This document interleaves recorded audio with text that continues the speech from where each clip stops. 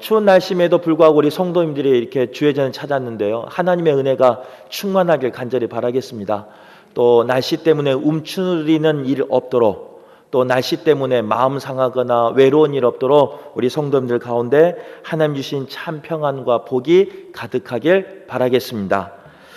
우리는 지금 전도서 말씀을 묵상하고 있는데 전도서를 전하는 저도 참 힘듭니다. 연말에 하나님이 주시는 복으로 또 소망으로 또 여러 가지 은혜로 가득 말씀을 나누면 참 좋을 것인데 모든 것이 헛되다라고 말씀을 전하니까 전하는 저도 좀 부담되지만 그래도 그 헛된 것이 무엇인지 분별하는 우리 되시기를 바라고 그 헛된 것을 쫓지 아니하는 우리 모두가 되시길 바라겠습니다. 우리가 살아가는 동안 여러 가지 필요한 것들이 많이 있습니다. 그 중에 한 가지가 뭐냐? 건강이 있어야 된다는 거예요. 건강을 잃어버리면요, 많은 것을 잃어버릴 때가 있습니다. 또 가족 구성원 가운데 한 명이라도 건강을 잃으면 그 가정의 대부분의 행복이 거의 무너지거나 깨질 때도 있다는 거예요.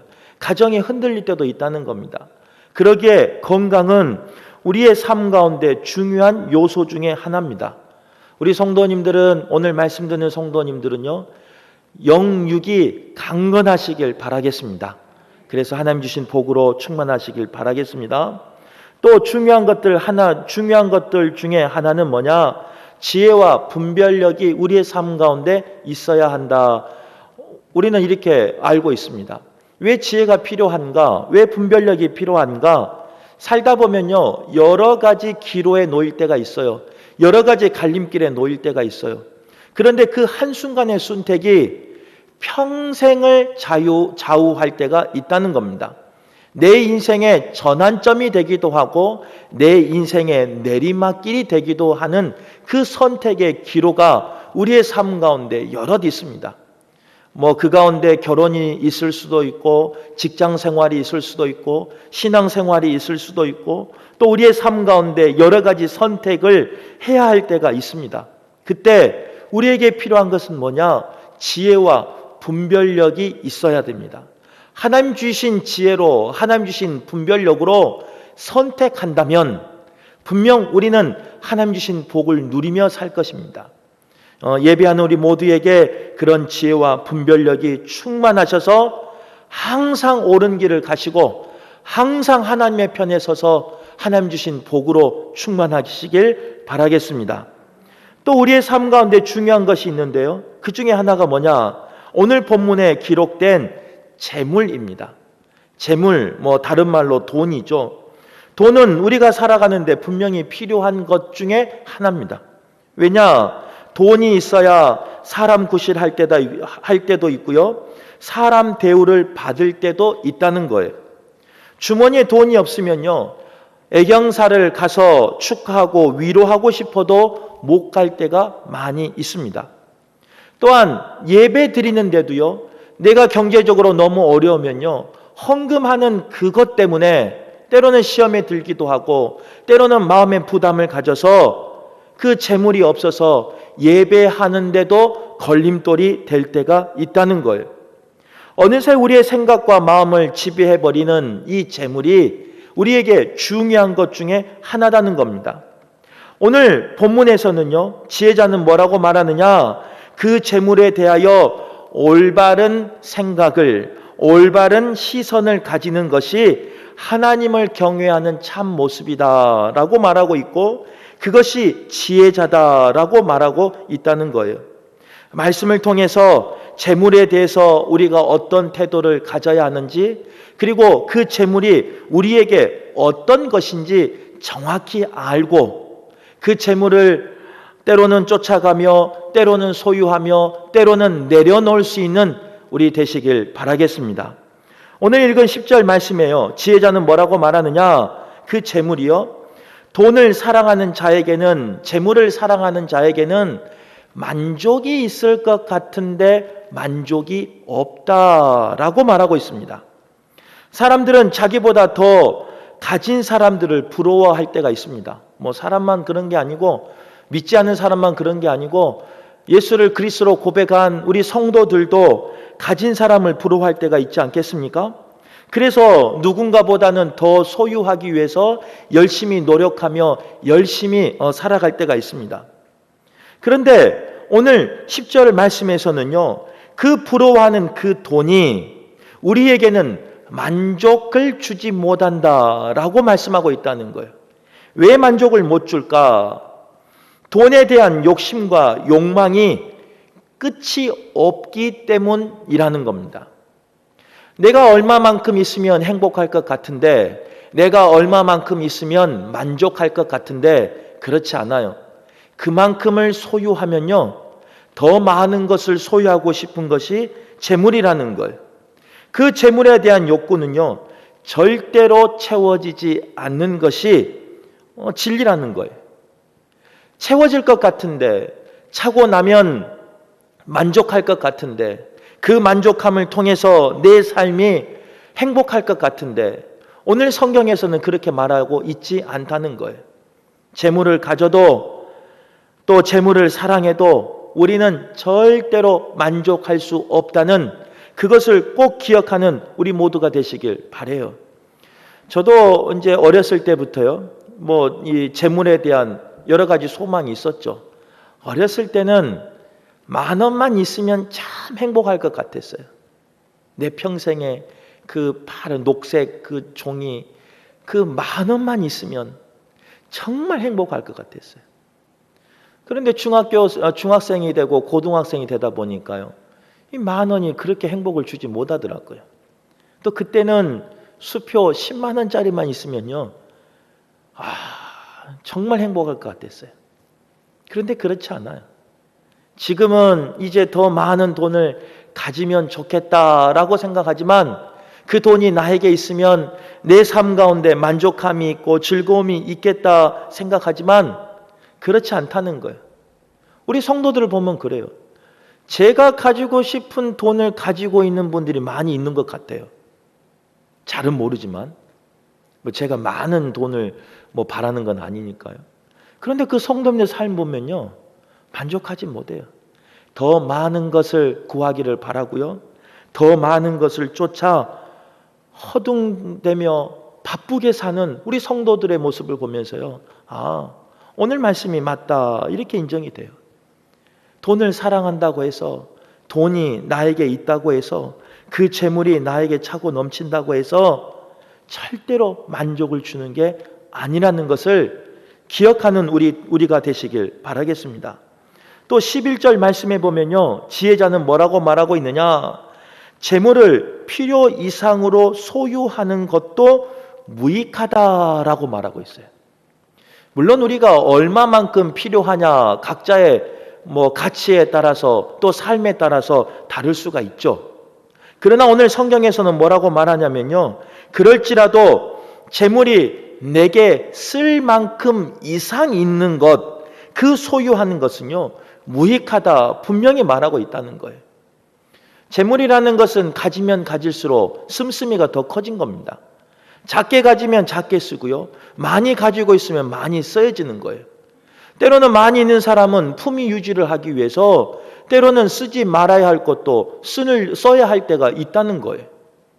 그러다 보니까 아무리 많이 가지고 있어도, 그 재물이 필요 이상 있어도 우리에게는 정작 그 재물이 나에게 쉼을 주지는 못한다, 나에게 평안을 주지는 못한다, 성경은 말하고 있는 겁니다. 그리고 오늘 12절 말씀해 보면요, 또 지혜자는 이렇게 말합니다. 재물이 걱정을 불러일으킨다, 이렇게 말하면서요, 비유하고 있어요.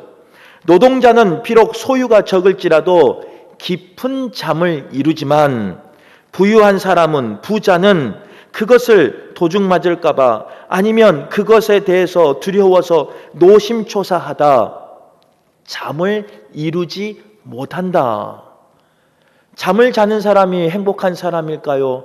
잠을 이루지 못하는 사람이 행복한 사람일까요? 잠을 잘 자는 사람이 행복한 사람이죠. 재물이 너무 많아서 내게 그 재물이 걱정이 된다면, 그 재물을 잃을까 봐, 그 재물 때문에 내 삶에 잠을 이루지 못할 정도로 걱정이 된다면, 도리어 그 재물은 나에게 독이 되고 마는 겁니다.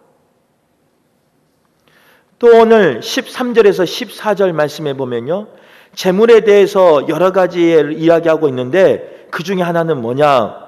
재물을 가진 자도 재난을 피할 수 없다라고 말하고 있어요. 그리고 그 재난 가운데 그 재물을 지키지 못한다라고 말하고 있고, 더 나아가 그 재물을 내 사랑하는 자녀와 후손에게 주지 못한다라고 말하고 있어요. 우리가 열심히 그 재물을 모았어요. 그리고 열심히 그 재물을 저축하고 이제는 후손에게, 자녀들에게 물려주려고 열심을 다해서 살았어요.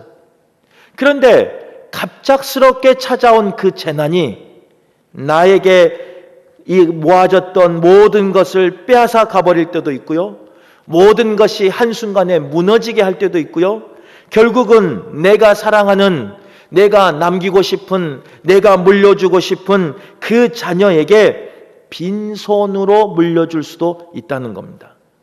그러기에 재물은요, 우리에게 유익하지 않을 때가 있어요. 그리고 오늘 본문 15절에서 16절 말씀에 보면 지혜자가 뭐라고 말하냐면, 그 재물을 세상을 떠날 때 아무도 가져갈 수 없다라고 말하고 있습니다. 모든 사람은 빈손으로 왔다고 빈손으로 간다, 이렇게 말하고 있는 거예요. 물론 환경에서 누리는 것은 다르겠지만, 또 누리는 몇 년을 사는 동안, 가지는 동안 누리고 사는 삶은 다르겠지만, 결국에는 모두가 다 하나님의 부름을 받고요, 그 하나님의 부름이라는 그 죽음 앞에서 내가 모았던, 내가 사랑했던, 내가 소중히 여겼던 그 모든 재물은 다 남겨두고 갈 수밖에 없는 것이 진리라는 거예요. 물론 그 남겨둔 것은 누가 가지느냐? 내 자녀와 내 후손이 가집니다. 그런데 그것도 행복이 아니에요. 장례식장 가보면요, 분위기가 쎄할 때가 있어요. 물론 조문객이 없어서 분위기가 쎄할 때도 있지만, 조문객이 화환이 둘 데가 없어서 겹쳐서 두는 그런 장례식장임에도 불구하고 많은 자녀와 자손이 그 장례 가운데 함께 슬퍼하며 장례를 치르는 가운데서도 불구하고 분위기가 쎄할 때가 있어요. 대부분 뭐 때문에 그러느냐? 재산 때문에 그렇습니다. 부모가 남겨둔 그 재산을 누가 얼마 갖느냐가 그 장례 3일 동안 그 자녀들의 마음을 뺏어가 버릴 때가 있어요. 그 자녀들의 그 슬픔을 뺏어가 버릴 때가 있어요. 그 남겨둔 재물 때문에 때로는 자녀들이, 후손들이 눈시울을 붉히며 그렇게 사는 그런 어려움을 당하는 그런 장례도 있다는 거예요. 그 재물이 복이겠습니까? 그 재물이 행복이겠습니까? 그렇지 않아요. 부모가 가져가지 못한 빈손으로 가서 남겨둔 그 재물은 자칫 잘못하면 다는 아니겠지만 자녀들에게, 후손들에게 독이 될 수도 있고, 그 재물을 통해서 자녀들끼리 원수지간을 만들 때도 있다는 겁니다. 또한 지혜자는요, 오늘 17절에서 27절에 결론적으로 뭐라고 말하느냐? 그래서 이 재물보다 하나님이 주시는 수고함과 고단함이 있지만 하나님이 주시는 것을 먹고 마시고 누리는 것이 선하고 아름답다라고 말하고 있습니다.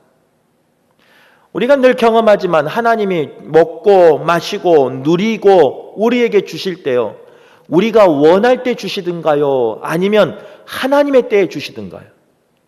대부분 내가 원할 때 주지 않으세요. 하나님의 때, 하나님의 시간에 주신다는 거예요. 그렇다면 오늘 말씀은요, 반대로 생각하면 내가 원할 때 먹을 수 없고, 내가 원할 때 마실 수 없고, 내가 원할 때 누릴 수 없는 그 하나님의 복을 기다리는 것이 나에게는 선하다라고 말할 수 없어요. 나에게는 아름답다라고 말할 수가 없어요. 도리어 그것은 처음에 고백한 것처럼 나에게 수고함이고 나에게 고단함이, 때로는 그것이 나에게 눈물이 될 때가 있다는 거예요. 그런데 왜 그것이 선하고 아름다운 것일까? 다른 게 아니, 그 수고함과 고단함, 그 인내 가운데 오는 그 슬픔, 그 눈물이 지금은 나에게 수고함과 고단함이 되지만 하나님이 주신 것이면, 하나님이 허락한 것이면 그 모든 것은 합력하여 선을 이룬다는 겁니다. 이것이 오늘 본문에서 우리에게 말씀하시는 거예요. 내가 쫓아 모으는 그 재물이 나에게 유익을 주는 것이 아니라, 내가 소망해서 내가 쫓아가는 갈망에서 내가 얻은 그 재물이 나를 만족하게 하는 것이 아니라, 때로는 수고함이 있지만 고단함이 있지만 하나님이 허락하는 것이 진정한 만족이요, 진정한 복이요, 진정한 은혜라는 거예요. 우리 성도들이 이것을 깨달아 알았으면 좋겠어요. 지금은 힘들어도, 지금은 고단해도, 지금은 내가 힘써 땀 흘려 하는 수고함이 있어도 하나님이 허락하신 것만이 내 삶 가운데 참 복이라는 것을 기억하며 내가 원하는 것대로 살아가지 않기를 바라요. 세상이 추구하는 것을 따라가지 아니하는 우리 모두가 되시기를 간절히 바라겠습니다. 말씀을 정리해 볼게요. 오늘 말씀을 이제 이렇게 좀 길게 했지만 정리하면 이거예요. 돈은 우리에게 만족함을 주지 못한답니다. 돈은 많이 소유해도 이익이 없답니다. 돈은 우리에게 걱정을 불러오기도 하고요. 돈은 우리에게 잠을 이루지 못하기도 하고요. 돈은 우리의 앞날의 재난을 막아줄 수도 없고 세상을 떠날 때 가져갈 수도 없는 게 돈이랍니다. 때로는 그 돈이 자녀에게 해가 될 수도 있고 독이 될 수 있는 게 돈이랍니다. 오늘 말씀 전체 내용이에요. 한 가지만 질문해 볼게요. 이렇게 해악이 많은 돈을, 재물을 그래도 가지고 싶습니까? 한 분 한 분 물어봐야 되는데. 우리가 이렇게 많은 해악에 대해서 나눴어요. 그래도 정말 그 재물을 가지고 싶으세요? 속으로 아마, 그러면 목사님은요? 저 대답해 드릴까요? 나쁘게 평가하지 마세요. 저는 가지고 싶어요. 오늘 말씀을 전할 때 이렇게 돈에 대해서, 재물에 대해서 지혜자가 이것이 나쁘고 이것이 나쁘고 이것이 나쁘고 이것이 나쁘고 결국은 너에게 독이 될 거다 라고 말하는 그 재물을, 말씀을 전하는 저는 가지고 싶어요. 저만 그렇습니까? 아마 여기에 반 이상은 가지고 싶으실걸요? 오늘 말씀을 통해서 우리에게 말씀하신 건 뭐냐? 다른 거 아니에요. 우리가 그렇게 연약한 존재라는 거예요. 분명히 하나님이 주신 것이 가장 좋은 것이다 라고 알고 있지만, 하나님이 주실 때 하나님의 시간에 받는 것이 가장 복이라는 것을 알고 있지만, 때로는 우리는 나에게 상처가 될 수도 있고, 나에게 해가 될 수도 있고, 나에게 독이 될 수도 있고, 나에게 잠을 이루지 못하게 하는, 걱정을 갖다 주는 그것들을 원할 때가 있다는 거예요. 그것들이 잘못된 거다라고 말씀을 전하고 있고, 그것들을 바라보지 말아야 한다, 따라가지 말아야 한다 말씀을 들었지만, 연약한 우리는 말씀보다는 내 삶의 현실에 젖어 살 때가 있다는 거예요. 그런 우리에게 오늘 말씀은 다시 한번 나의 삶의 현 주소를 말하고 있고, 다시 한번 그 삶에서 힘들겠지만 돌이키기를 원하는 것이 하나님의 마음이라는 거예요. 저는 우리 성도님들이 부자 됐으면 참 좋겠습니다. 정말로 부자 됐으면 좋겠어요. 그런데 그냥 모아놓고 소유하고 쌓아놓고 짊어지고 숨겨두고 그런 부자가 아니라 하나님 주신 여러 가지 능력으로, 하나님 주신 여러 가지 은혜와 복으로 우리 성도들이 재물뿐만 아니라 모든 면에서 부자 됐으면 좋겠어요. 그런데 거기서 끝나지 않았으면 좋겠어요. 그것들을 아무리 많이 가진들 만족함을 주지 못해요. 그것들을 아무리 내가 많이 쌓아둔들 그것이 나에게 평안을 주지 못해요. 도리어 근심과 걱정을 줘요.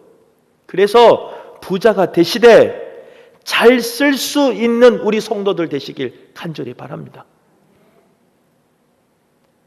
하나님이 나에게 주셨어요. 우리가 그렇게 고백하잖아요. 거저 주셨어요. 우리가 그렇게 고백하잖아요.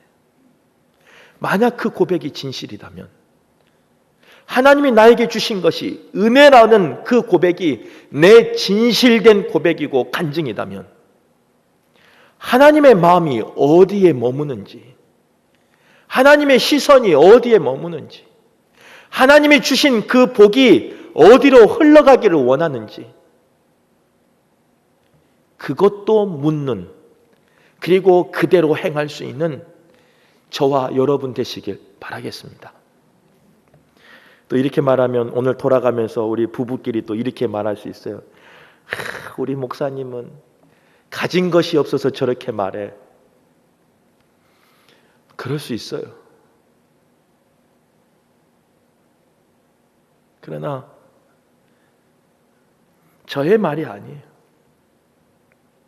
지혜자를 통해서 오늘 이 시간 모인 우리에게 하나님이 들려주신 말씀이에요.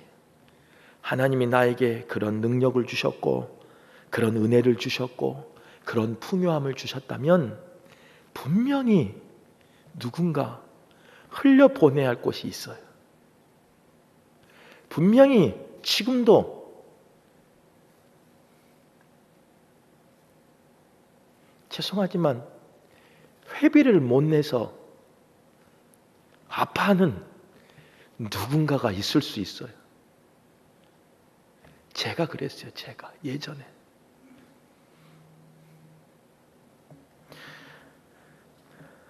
대림절을 보내고 있는 우리에게 주시는 말씀인 줄 믿으시고, 그 헛된 것을 쫓아 평생 사는 것이 아니라 그 주신 복을 누리며 나누며 사는 저와 여러분 되시길 간절히 바랍니다. 더 나아가 우리의 나약함을 고백하고 하나님 아니면 그곳에서 나올 수 없음을 고백하는 우리 모두가 되셔서 하나님 주신 복으로 누리며 사는 우리 성도들 되시길 바라겠습니다.